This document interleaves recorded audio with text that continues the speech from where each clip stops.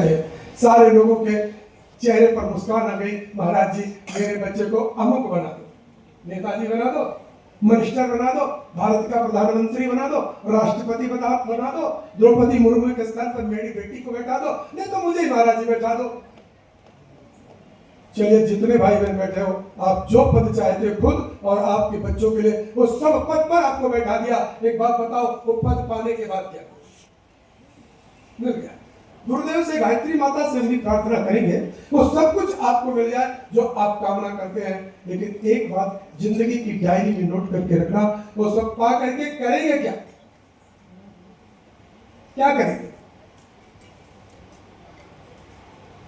मेरी बहनों मेरे भाइयों, बड़ी वेदना के साथ आज शरद पूर्णिमा का दिन है।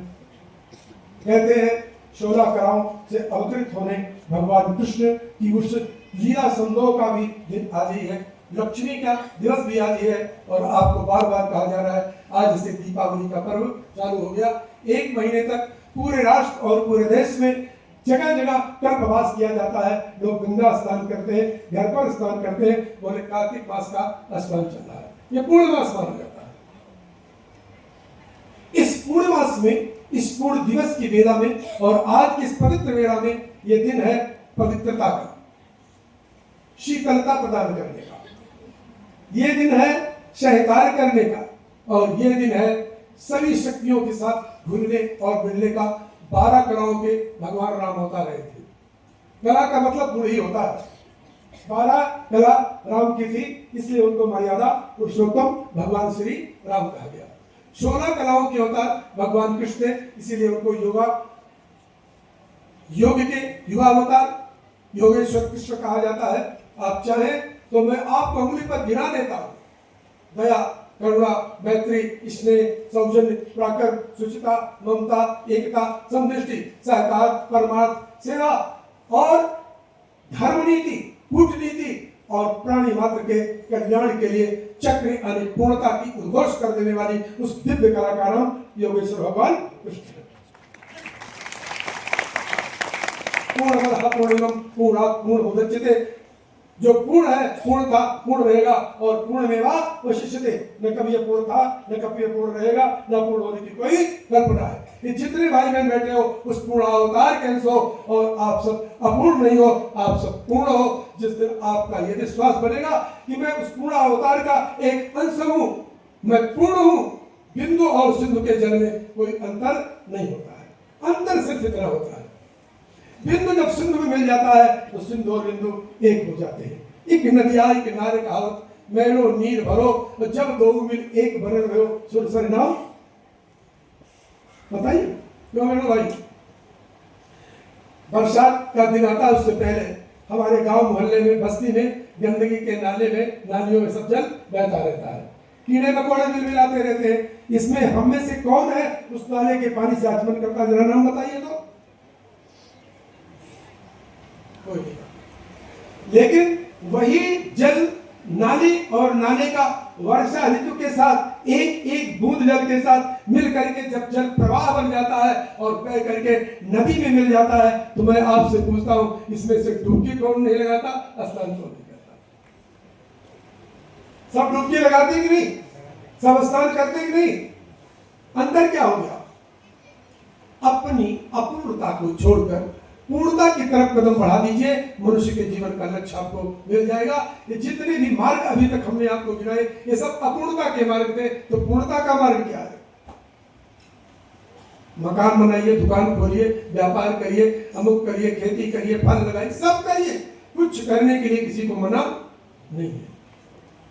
मेरी बहनों मेरे भाइयों, एक ही बात मैं आपसे कहूंगा, आपका बेटा बेटी आप जो बनना चाहिए बन जाइए। आपको साधुवाद, धन्यवाद, बहुत बहुत बधाई के आप पात्र हैं, आप बनिए।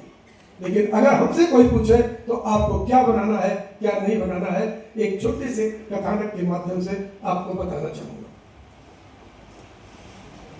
1974-75 के आसपास की बात है, एग्जैक्ट मुझे सन याद नहीं है, पर बात उसी समय की है।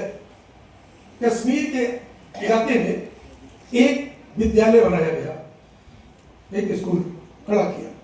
450 बच्चे बच्चियां शिक्षक शिक्षिकाएं कर्मचारी उस विद्यालय में पाठशाला में काम कर रहे थे। विद्यालय मैंने कुछ 5-6 महीने हुआ था केवल।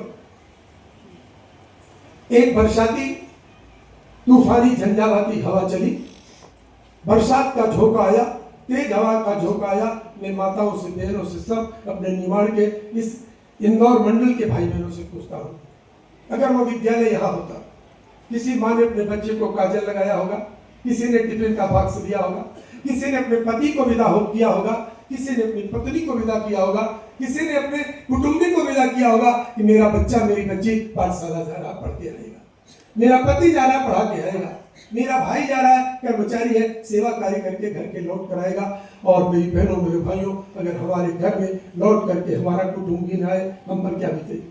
तो लौट कर घर में आए क्या बीतेगा?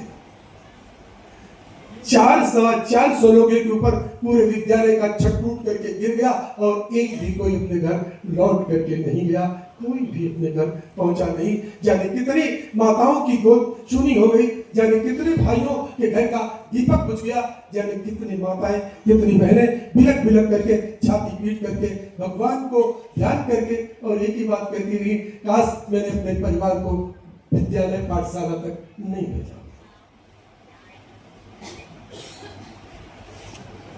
मैं आपसे एक सवाल पूछता हूं, ये अभागे इंसान का पेट किस दिन भरेगा? एक कल भी भूखा था, आज भी भूखा है, परसों भी भूखा था, युगों युगों से भूखा है और युगों युगों तक भूखा रहेगा। कंस का पेट भूखा है, दुशासन का पेट भूखा है, दुर्योधन का पेट भूखा है, रावण का पेट भूखा है, कुंभकर्ण का पेट भूखा है, त्रिजटा का पेट भूखा है। न कभी भरा था और न कभी भरेगा, न दुनिया की कोई ताकत भर सकी है, न कोई दुनिया की ताकत भर पाएगी। ये भूखे इंसान का पेट कब तक भरेगा, कब भरेगा? जरा मुझे बताना। वो लोहा कहाँ गया, सीमेंट कहाँ गया, चूना कहाँ गया, गारा कहाँ गया, और लकड़ी कहाँ गई, वो पत्थर कहाँ गया जिससे विद्यालय का भवन बनाया गया? और विद्यालय 6 महीने बाद एक झंझावाती छोटे से तूफान से टूट गया। वो हजारों वर्षों तक विद्यालय चलता। मेरी बहनों मेरे भाइयों, उस विद्यालय के टूटने में कारण क्या है? बनाने वाला कौन है? बताइए मुझे, ये मेरा क्वेश्चन है। जागेगा इंसान जमाना, कौन है बनाने वाला? मेरा बेटा है। अब हिम्मत नहीं पड़ेगी, वो मेरा भाई है, वो मेरा पति है, वो मेरे घर का सदस्य है, वो मेरे घर की कोई बेटी है, मेरे घर की बहू है, मेरे घर की सासू है, मेरे घर की देवरानी है, मेरे घर की जेठानी है। इंजीनियर, अधिकारी, कर्मचारी, निर्माण करने के सारे प्रोजेक्ट बनाने वाले, आर्किटेक्ट से लेकर को कौन है? मेरी बहनों मेरे भाइयों, वो हमारे घर के हैं, क्योंकि उस सारा का सारा मटेरियल, सारा सामान टूट टूट करके गिरा नहीं, अब आगे इंसान के पेट में गया। 400 लोगों को सदा के लिए मौत की नींद सुला दिया। 74-75 में पेट बढ़ा था, न आज 2025 में।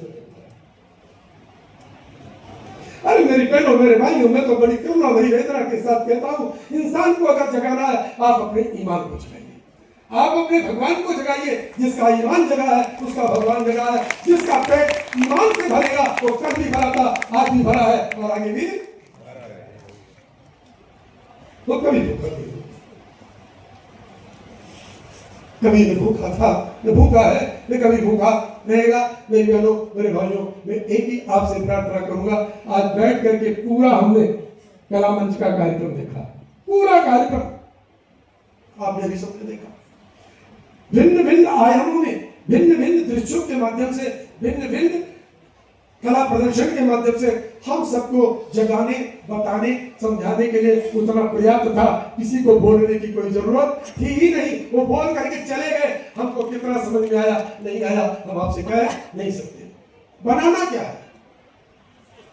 एक हमारी विनम्र प्रार्थना, आप अपने बेटे को, बेटी को, अपने घर के कुटुंबी को अगर बनाना चाहते हैं तो मेरी बहनों मेरे भाइयों, doctor, engineer, professor, collector, DM, SP, SSP बाद में बना लेना, वो बन जाएंगे। मैं आपको विश्वास दिलाता हूं, अगर हमारा बच्चा, हमारी बच्ची, हमारा कुटुंबी इंसान बन गया तो ना कुछ करके भी सब कुछ बन जाएगा। मैं उसे मिसाल दूंगा। हमारे परम पूज्य गुरुदेव ने कहा, मेरे द्वार पर जो जैसा आया, मेरे द्वार पर जो जैसा आया मैंने कभी किसी से पूछा नहीं तू राजा है, रंक है, फकीर है, चोर है, डाकू है, बेईमान है, लुटेरा है, हत्यारा है। मैंने कभी नहीं पूछा तेरी जाति क्या है, धर्म क्या है, प्रांत क्या है, भाषा क्या है।